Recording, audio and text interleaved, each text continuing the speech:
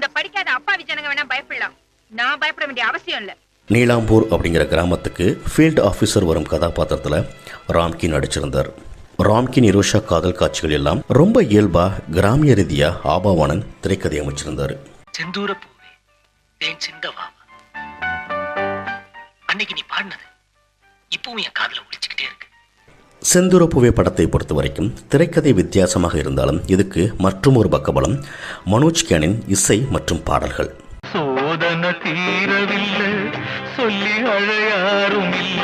இப்படி திரைக்கதையில் பிரம்மாண்டம், காலம் கடந்தும் ரசிக்கக்கூடிய பாடல்கள் அப்படின்னு செந்தூரப்பூவே படம் அமையப்பட்டாலும் இந்த படத்தோட சண்டை காட்சிகள் இப்பவும் பிரமிப்பாக பார்க்கப்பட்டுக்கிட்டு இருக்கு.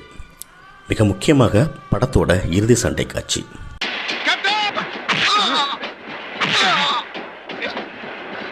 விறுவிறுப்பான திரைக்கதை, காலம் கடந்தும் ரசிக்கக்கூடிய பாடல்கள், சண்டை காட்சிகள்